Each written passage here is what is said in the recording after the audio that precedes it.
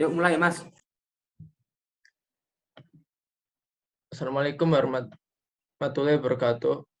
Kami dari kelompok 13 akan mempresentasikan mengenai materi The Learning Culture and the Learning Leader, yang dimana anggota dari kelompok kami yaitu Almas Rehan NIM 200979, yaitu saya sendiri, kemudian ada Mas Ari, yang ketiga Mbak Sisi Natasha, dan terakhir Muhammad Ibnu Mas'ud.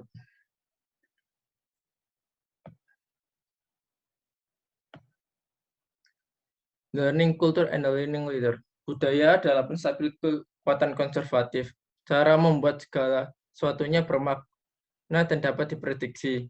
Banyak konsultan manajemen dan ahli teori telah menegaskan bahwa budaya kuat diinginkan sebagai dasar untuk kinerja yang efektif dan bertahan lama. Seperti apa budaya belajar itu?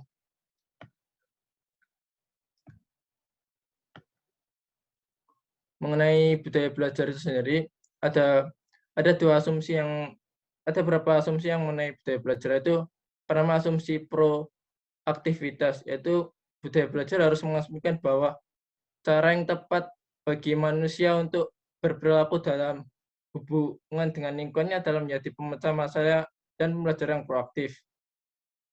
Yang kedua adalah komitmen belajar untuk belajar, yang dimana budaya belajar harus memiliki DNA gen belajar dalam arti bahwa anggota harus megang asumsi bersama bahwa belajar adalah hal yang baik, yang layak untuk diinvestasikan, dan belajar itu sendiri adalah keterampilan yang harus dikuasai. Selanjutnya akan dijelaskan oleh kawan saya.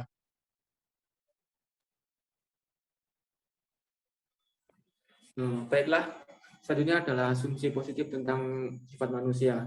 Pemimpin yang belajar harus memiliki keyakinan pada orang dan harus percaya bahwa pada akhirnya sifat manusia pada dasarnya baik, dan dalam hal apapun dapat ditempa.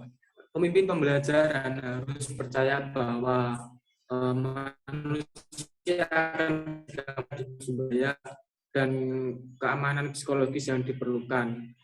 Belajar menyiarkan beberapa keinginan untuk bertahan hidup dan perbaikan. Jika para pemimpin mulai dengan asumsi bahwa orang pada dasarnya malas dan pasif, bahwa orang tidak memiliki kepedulian terhadap organisasi atau tujuan di atas dan di luar mereka sendiri, mereka pasti akan menciptakan organisasi yang akan menjadi ramalan yang terpenuhi dengan sendirinya. Nah, pemimpin seperti itu akan melatih karyawannya untuk menjadi malas dan melindungi sendiri dan mementingkan kepentingannya sendiri.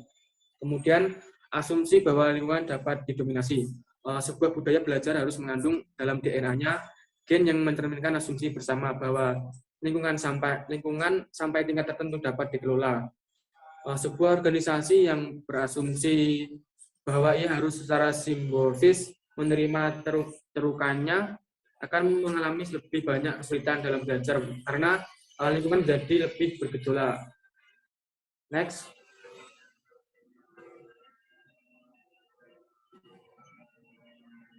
Selanjutnya adalah komitmen pada kebenaran melebihi pragmatisme dan penyelidikan. Sebuah budaya belajar harus mengandung asumsi bersama bahwa solusi untuk masalah berasal dari keyakinan yang mendalam dan dalam penyelidikan dan pencairan pragmatis untuk kebenaran. Proses penyelidikan itu sendiri harus fleksibel dan mencerminkan sifat perubahan lingkungan yang dihadapi. Apa yang dihindari dalam budaya adalah asumsi otomatis bahwa kebijaksanaan dan kebenaran berada dalam satu sumber atau metode. Nah, ketika masalah yang kita hadapi berubah, demikian juga metode belajar yang kita harus berubah. Masalah terberat bagi pemimpin adalah menerima kekurangan keahlian dan kebijaksanaan mereka sendiri. Begitu kita berada dalam posisi kepemimpinan, kebutuhan kita sendiri dan harapan orang lain mementingkan bahwa kita harus tahu jawabannya dan mengendalikan situasi. Namun jika kita memberikan jawaban, kita sedang menciptakan budaya yang mau tidak mau akan mengambil posisi moralistik dalam kaitannya dengan realitas dan kebenaran. Satu-satunya cara untuk membangun budaya belajar yaitu terus belajar adalah bagi pemimpin mengajari orang lain untuk menerima bahwa ada banyak yang tidak mereka ketahui. Kemudian orientasi menuju masa depan. Orientasi waktu yang optimal untuk belajar tampaknya berada di antara masa depan yang jauh dan masa depan yang dekat. Seseorang harus berpikir cukup jauh ke depan untuk dapat menilai konsekuensi sistematik dari tindakan yang berbeda. Tetapi jika seseorang harus berpikir dalam waktu dekat untuk menilai apakah solusi seseorang berhasil atau tidak. Jika lingkungan menjadi lebih bergejolak, asumsi bahwa orientasi terbaik adalah hidup di masa lalu atau hidup di masa sekarang jelas tampak tidak berfungsi. Selanjutnya akan disampaikan oleh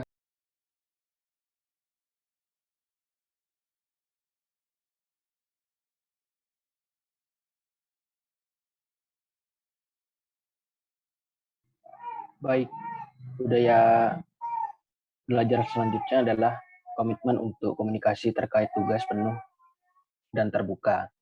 Nah, budaya belajar harus dibangun di atas asumsi bahwa komunikasi dan informasi adalah pusat kesejahteraan organisasi, dan oleh karena itu harus menciptakan sistem komunikasi multi saluran yang memungkinkan setiap orang untuk terhubung dengan orang lain.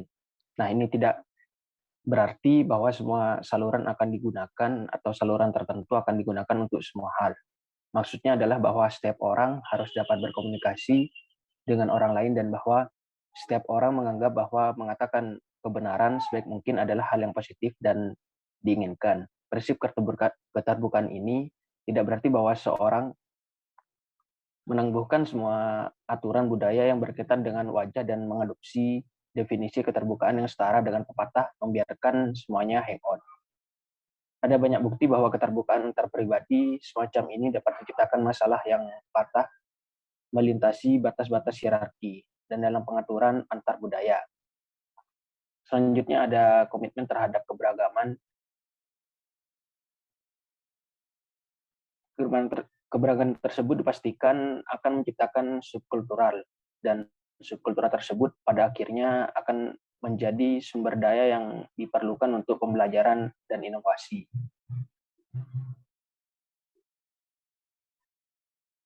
Nah, agar keberagaman menjadi sumber daya, bagaimanapun subkultural harus terhubung dan harus belajar untuk cukup menghargai satu sama lain, untuk mempelajari sesuatu dari budaya dan bahasa masing-masing.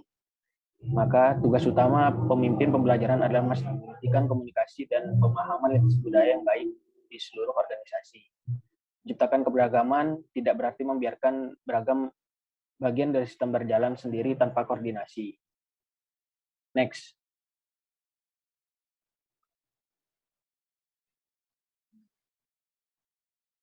Nah, budaya selanjutnya ada komitmen untuk berpikir sistemik.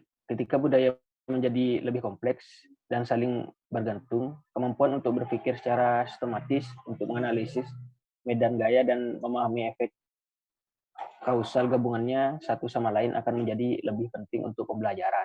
Nah, di sini ada banyak variasi pemikiran sistemik seperti pemikiran sistem yang diumumkan oleh Senge 1990 dan Steinman 2000, berpikir sistemik dalam biologi, berpikir sistemik dalam terapi keluarga, dan sebagaimana. Pemimpin pembelajaran harus percaya bahwa dunia secara intrinsik kompleks, non-linear, saling berhubungan, dan ditentukan secara berlebihan dalam arti bahwa sebagian besar harus disebabkan oleh banyak hal. Budaya belajar terakhir selanjutnya adalah komitmen pada analisis budaya untuk memahami dan memperbaiki dunia. Nah, budaya pembelajaran harus memahami konsep budaya dan pemimpin pembelajaran harus mau dan mampu bekerja dengan budaya. Nah, di sini ada contoh kasusnya, yaitu subcombitage. Nah, contoh kasus yang sangat baik dari investasi budaya dalam pelayanan pembelajaran organisasi adalah seminar tahun 1997 yang diselenggarakan oleh subcombitage cabang R&D dari perusahaan sub dan pemimpinnya Perspect. Selanjutnya akan dijelaskan oleh teman saya.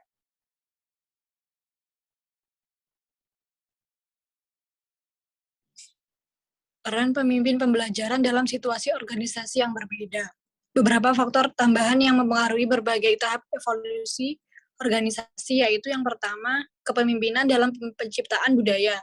Yang kedua, kepemimpinan di organizasional midlife. Yang ketiga, kepemimpinan dalam organisasi yang dewasa dan menurun. Yang keempat, kepemimpinan dan budaya dalam merger dan akuisisi. Yang kelima, kepemimpinan dan budaya dalam kemitraan, usaha patungan, dan aliansi strategis. Yang keenam, seleksi dan pengembangan pemimpin. Next.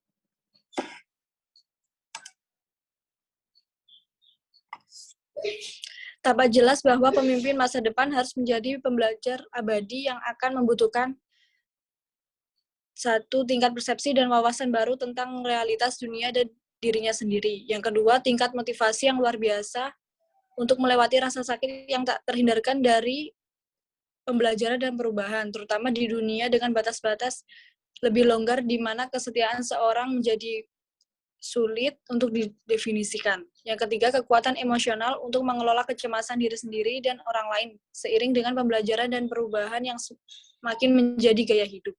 Yang keempat, keterampilan baru dalam menganalisis dan mengubah asumsi budaya. Dan yang kelima, kemauan dan kemampuan untuk melibatkan orang lain dan memperoleh partisipasi mereka. Terima kasih atas perhatiannya.